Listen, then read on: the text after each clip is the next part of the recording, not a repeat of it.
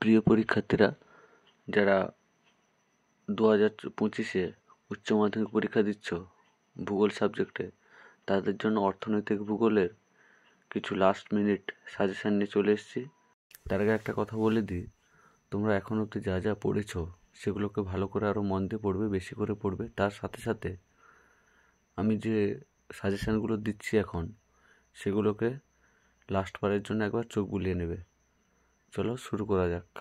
সবুজ বিপ্লবের প্রভাব, তারপরে শ্বেত বিপ্লবের উদ্দেশ্য ও ফলাফল, 3 নম্বর নীল বিপ্লবের গুরুত্ব ও উদ্দেশ্য, তারপর 4 নম্বরে শস্য সমন্বয়ের উদ্দেশ্য,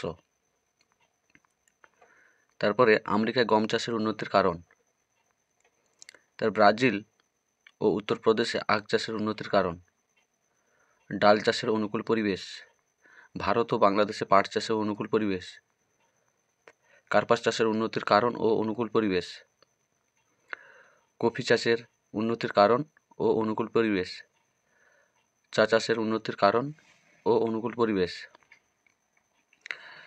সয়াবিন উৎপাদনের অনুকূল পরিবেশ, উদ্যান কৃষির উদ্দেশ্য, তারপর নারকেল চাষের উন্নতির কারণ ও অনুকূল পরিবেশ, নিবিড় কৃষিতে মাথাপিছু উৎপাদন কম কেন, এটা ভালো করে পড়বে। কোন অঞ্চলকে পৃথিবীর ফলের ঝুড়ি বলা হয় এবং কেন বলা হয়, শুষ্ক কৃষি ও আর্দ্র কৃষির পার্থক্য, জীবিকা ভিত্তিক কৃষি ও বাণিজ্যিক কৃষির পার্থক্য।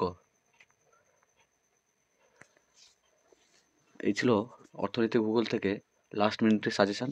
এবং আমি তোমাদেরকে আরেকটা কথা বলতে চাই, তোমরা আগে থেকে যে প্রশ্নেরগুলো প্রস্তুতি নিয়েছো সেগুলো তো পড়বেই, তার সাথে সাথে এই প্রশ্নগুলোকে একবার ভালো করে একবার চোখ বুলিয়ে নেবে।